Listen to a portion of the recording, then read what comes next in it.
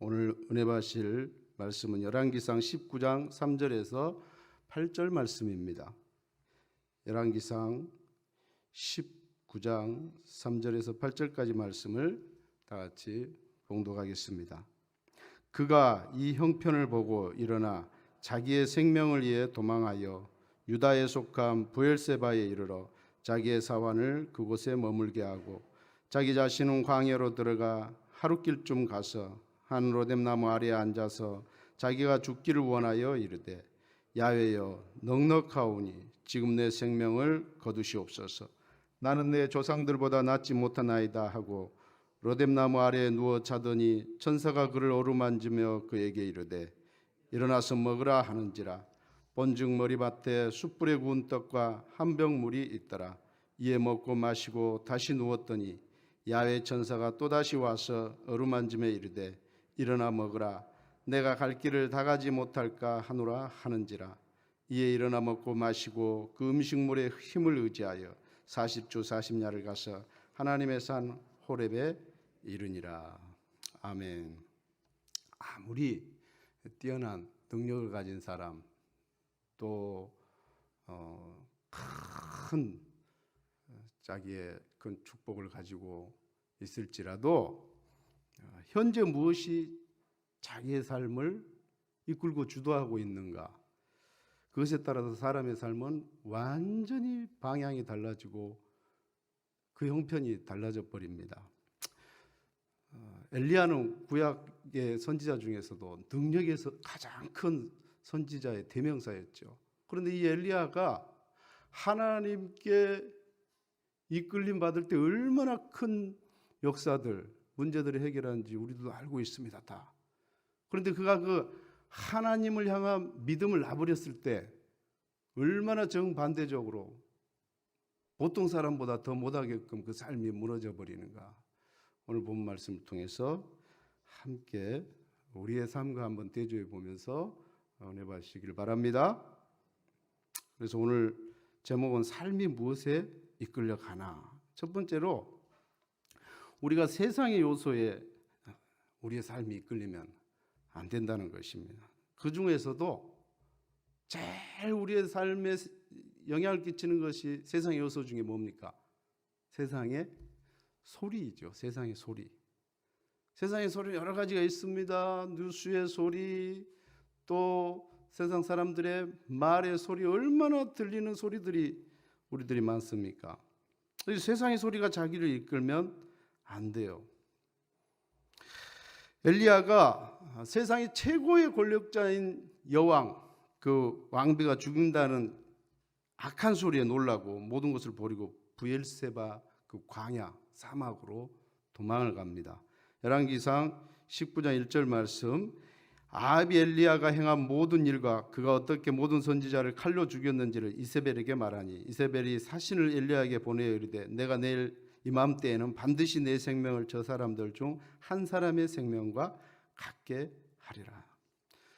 브엘세바는 엘리야가 머물렀던 이스라엘로부터 지금 도망가려고 출발한 그 이스라엘로부터 142km 있습니다. 근데 얼마나 그 왕비의 말이 무서웠으면 그냥 쉬지 않고 한달음에 그 142km를 달려가 버려요. 어떻게 보면 북쪽 끝에서 남쪽 끝까지, 나라의 끝까지 그렇게 도망간 거죠. 찌르는 말은요, 남자 말보다 여자 말이 굉장히 아파요. 참 희한해요. 똑같이 찔러도 남자 말보다 여자 말이 훨씬 더 확 박힙니다. 어떻게 하면 가장 마음을 정확히 아프게 확 찌를까? 여자분들이 조금 더 잘 아는 것 같아요. 이 아합왕이 자기를 죽이러 다닐 때도 사실은 엘리야가 전혀 안 무서워했습니다. 그리고 군사까지 풀어서 온 나라 온 민족에 잡아서 죽이러 다녀도 사실은 엘리야가 전혀 꿈쩍 안 했어요. 하나님을 향한 믿음이 있어서 두려워하지를 않았습니다. 열왕기상 18장 10절에 그 내용이 나와 있습니다. 한 사람 말이라도 세상 소리를 두려움으로 들으면 절망된 그런 형편만 보이게 되어 있습니다. 그래서 문제처지만 그 말을 통해서 보여서 그 속에 더욱 빠져들어가게 되는 거예요. 누구나 그렇습니다. 장사를 하는 어떤 분이 전철을 통해서 그 장사를 하는 곳에 항상 오가는데, 아침에 출근했다 저녁에 퇴근하는데 늘 전철에다가 우산을 놓고 내려버리는 거예요. 그래서 그날도 아침에 비가 오니까 장사를 하러 출근하는데 부인이, 여보 오늘은 꼭 잊지 말고 이 우산 꼭 챙겨야 돼. 꼭 챙겨.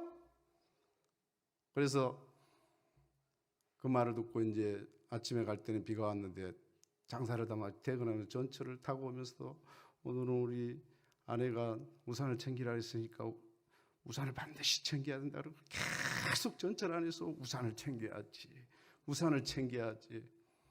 그러고 이제 집으로 돌아왔어요. 우산을 챙겨서. 그래서 우산 챙겨왔어요? 우산을 챙겨왔는데 그 돈가방은요? 장사한 돈가방, 우산 챙기느라고 돈가방을 잃어버렸어요. 돈가방을 놓고 온 거야. 우리가 어떤 것에, 세상에 어떤 소리들, 이런 소리들을 듣고 그것에 막 집중하다 더 소중한 것을 잃어버릴 때가 있다는 것입니다. 그래서 세상 소리는 세상 환경에 집중하게 만들고 집착하게 만들어요. 그 환경에, 부정적인 환경이 집착하게 만든다는 것입니다.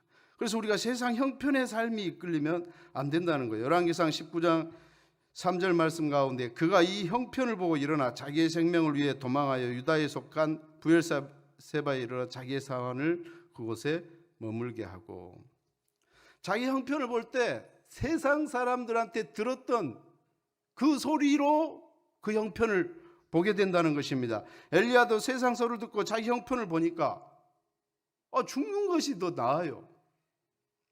차라리 처참하고 잔인하게 죽는 것보다 자기 스스로 죽는 것이 훨씬 더 편안하게 죽을 것 같은 거예요. 우리들도 우리 세상 소리를 자꾸 들다면 세상이 어렵다, 어떤다, 큰일 났다, 끝장난다, 그런 소리를 들으면 아이고 그러지 않습니까? 우리 스스로도 아이고 내 팔자야, 남편복 없는 사람이 자식복도 없다고 항상 그렇게 하나의 문제를 통해서 보면 자기 스스로 더 큰 문제를 보고 고백하게 된다는 것입니다. 코로나19 형편과 걸린 사람들 중에서 그 막 고통스러운 부분들을 하도 많이 그쪽만 또 듣고 보는 사람들이 있어요. 그러다 보면 그런 후유증 막 이런 것까지 들으면서 백신도 안 맞으려고 그래요.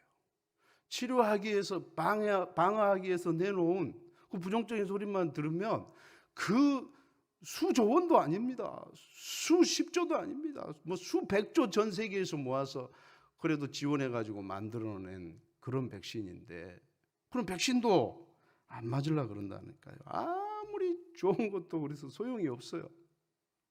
교회는 안전한 때도 부정적인 소리만 들으면 무서워서 못 나와요. 수칙을 정확히 지키고 있기 때문에 아무리 코로나가 걸린 사람이 왔다 가도 사실은 안 걸립니다. 엘리야는 살려고 사람을 피해서 도망간 사람이 자기 형편을 보니까 기가 막혀서 이제 죽으려고 더 그 속으로 들어갑니다. 열왕기상 19장 4절 말씀 가운데, 자기 자신은 광야로 들어가 하루길쯤 가서 한 로대나무 아래에 앉아서 자기가 죽기를 원하여 이르되, 야훼여 넉넉하오니 지금 내 생명을 거두시옵소서. 나는 내 조상들보다 낫지 못하나이다 하고, 세상 소리에 집착해서 더 깊은 문제 속으로 스스로 들어가 버린다는 것입니다. 우리도 조금 힘들거나 온몸이 아프면, 조금만 감기 몸살로 막 너무 아파도 혼자 끙끙 앓다가, 여러분은 그런 기도 해보신 적 없지만 저는 마음속으로 그래서 아이고 주여 그냥 데려가시옵소서, 그러신 적 없어요? 감기 몸살로 너무 그냥 한 3일만 아파도 주여 데려가시옵소서, 너무 아픕니다. 스스로 그런 고백들 포기하고 그런다. 자기 처지와 형편 보고 연민에 빠지면 사람은 우울해지고 그것만 쳐다보면 세상 근심에 빠져버리게 되는 것입니다. 베드로를 보십시오. 주님만 바라보고 무리를 걷다가 파도치는 그 풍랑이 자기 눈에 딱 들어와서 그것만을 보게 되니까, 집중하게 되니까 그 속에 더 완전히 빠져들어 버리는 것입니다. 그래서 우리가 세상의 절망에 빠져들지 않으려면 하나님을 소망하는 것을 순간도 놓쳐서는 안 돼요. 그래서 둘째로 항상 하나님께 소망을 두고 살아가야 한다는 것입니다. 세상이 좋아지도록 소망을 두고 이 땅의 환경이 바뀌기만을 기다리면 끊임없이 문제는 나타나게 돼요. 하나님께 소망을 안 두고 세상의 환경이 좋아지고 또 자기의 형편이 좋아지면 거기에만 시각을 두고 기대와 소망을 가지고 있으면 문제는 이 세상 살아가면서 언제나 다가오게 돼 있어요. 그래서 더 빠져 들어갈 수밖에 없다는. 그래서 하나님을 소망해야 돼요. 그러면 우리가 하나님을 소망하면 언제나 소망을 어떻게 해야 됩니까? 엘리야는요, 왜 하나님을 항상 소망하다가 놔버리게 됐을까요? 엘리야는 굉장히 잘하다가 지금까지 잘해왔는데 어떤 환경에서도 하나님을 소망해 왜 놓쳐버렸을까요? 그것은 많은 분들은 번아웃 됐다, 너무 지쳤다. 아니요, 지치게 한 이유가 하나가 있습니다. 그 이유가 뭐냐면 응답이 자신이 원하는 대로 안 돼도 소망을 가져야 하는데, 엘리야는 자신이 원하는 대로 하나님의 역사는 일어나는데 응답의 결과가 자기 원하는 대로 안 일어나니까 완전히 절망하고 포기해버렸어요. 하나님의 소망에 대한 것을 잃어버렸다는 것입니다. 엘리야는 왕과 그 이세벨 왕비만 사람이 변화되면, 예수 믿으면, 구원받으면, 우상을 놔버리면, 그러면 이 나라가 살 것으로 생각해서 온 국민이 다시 돌아올 걸로 생각했어요.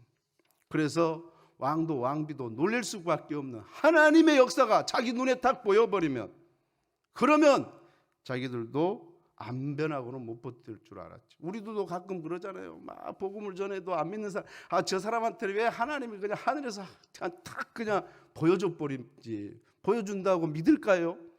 그때는 믿을 수 있어요. 다시 조금 지나면요, 내가 그때 봤던 게 한 10년 지나면 그게 봤던 게 진짜인가, 내가 몽상이었나 환상이었나, 그렇게 되게 돼 있어요. 그래서 엘리야는요, 그것을 위해서 생명도 아끼지 않고 이 일에 매진했었습니다. 하나님 앞에 그 바알의 선지자 450명과 목숨을 걸고 불이 안 내리면 자기가 죽어요. 거기서 1대 450이었어요. 거기서 불 안 내리면 죽습니다. 자기가.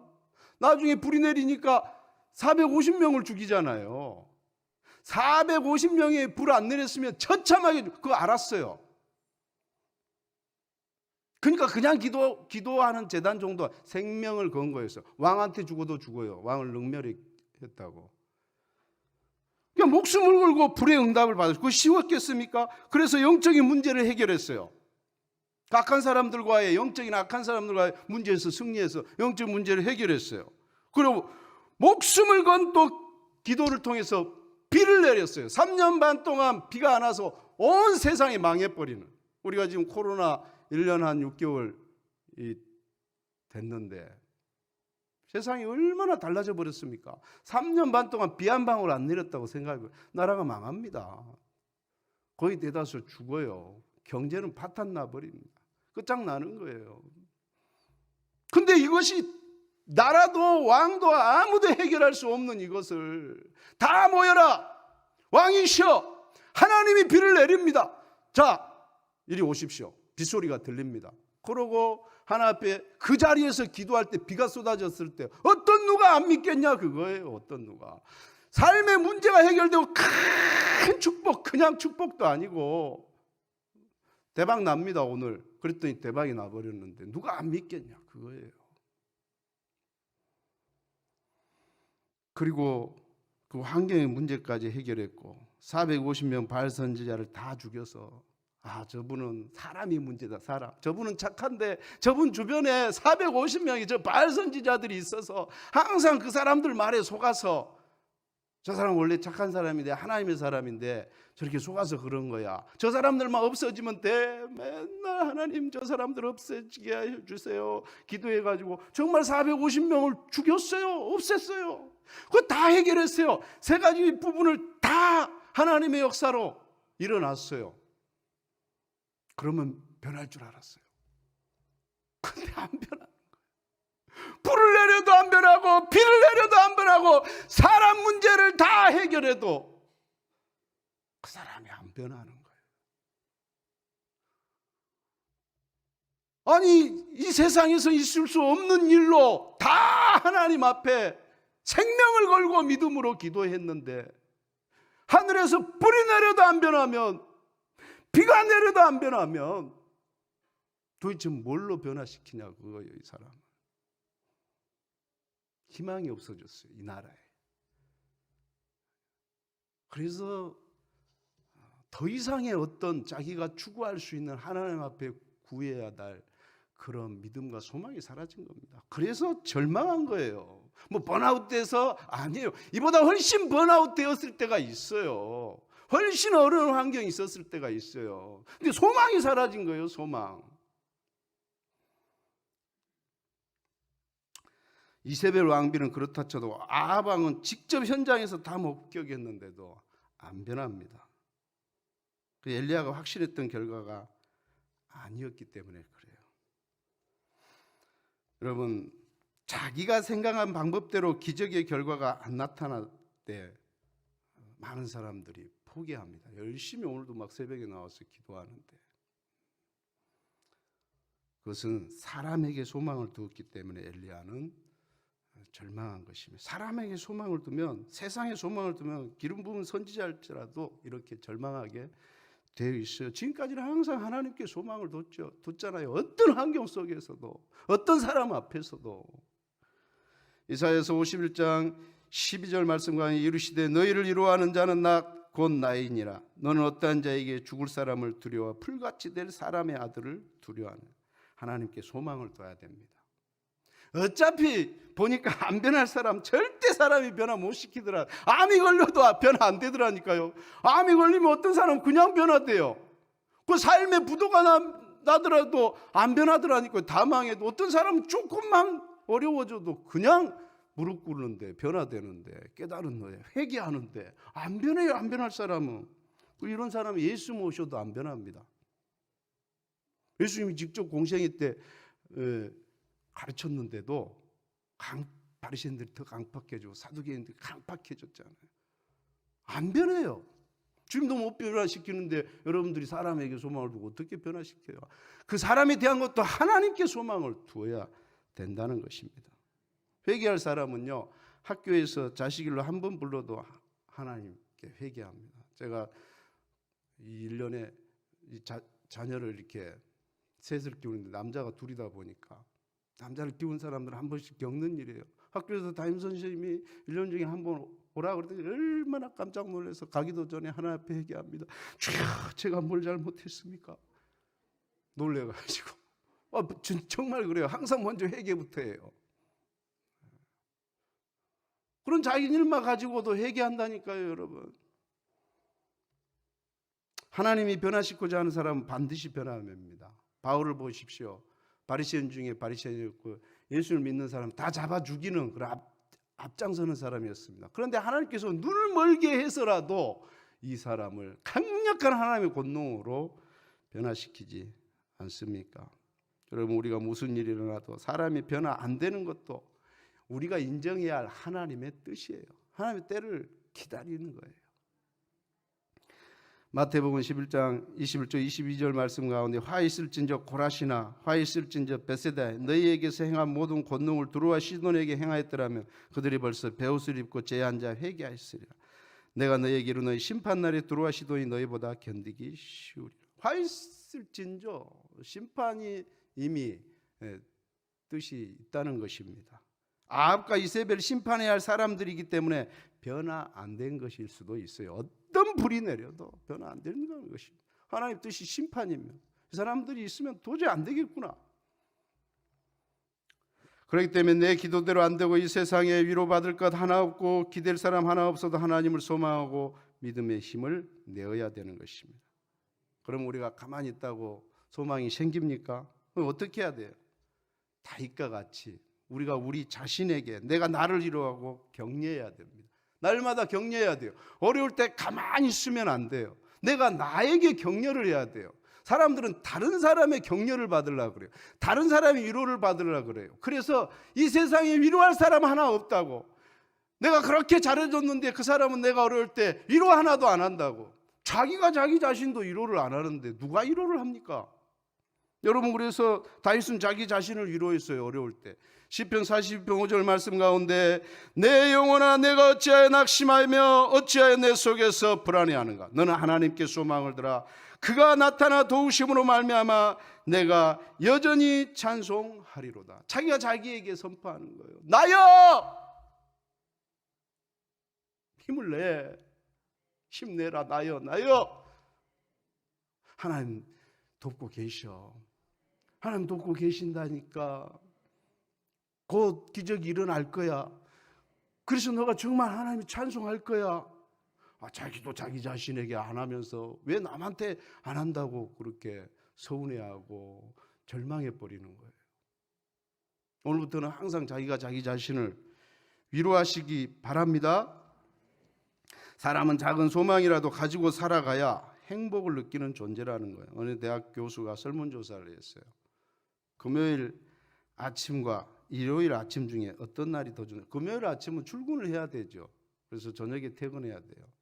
근데 일요일 아침은 다 일어났을 때 그날 쉬는 날이에요. 그래서 설문조사의 답은 금요일 아침이었습니다. 현재 쉬고 있는 일요일보다 현재 일하고 있어도 좀 힘들어도 앞으로 쉴 것이 내 앞에 있을 때 사람은 더 행복하다는 거예요. 소망이 있을 때 행복감을 느낀다는 것입니다.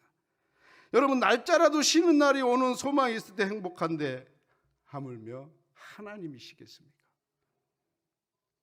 프랭크 소포라는 선교사님이 IT에서 선교를 하고 있을 때 IT 지진이 일어나는데 그때 마침 자기는 저 지방에 세워놓은 교회에 이 사역을 가게 됐어요. 그런데 그곳에 가서 사역하고 있는데 뉴스에서 IT 지진이 나서 그 수도가 막 파괴되고 난리가 났다는. 그래서 정확히 가장 강한 지진이 있는 곳을 한번 봤더니 자기 사택이 있는 곳이에요. 그 수도에. 그래서 거기서 사모님이 그 사택에 있는데 그 지방에서 8시간을 사투를 벌여서 그 뚫고 8시간 만에 자기 집 사택에 도착했는데 무너진 자기 집 건물 더미에서 피투성이가 되어서 신음소리를 하는 자기 부인이 사모님이 보이더랍니다. 그래서 가서 다 걷어내고 구출을 했을 때 그 사모님이 눈물을 흘리면서 그러더래요. 여보, 나는 당신이 올 줄 알았어. 그랬더니 선교사님이 그 말을 했답니다. 여보, 나는 당신이 반드시 살아있을 줄 알았다고.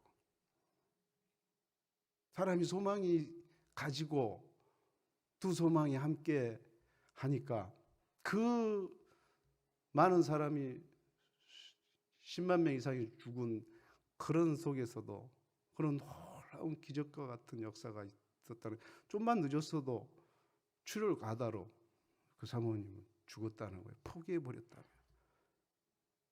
소망을 가지시기 바랍니다.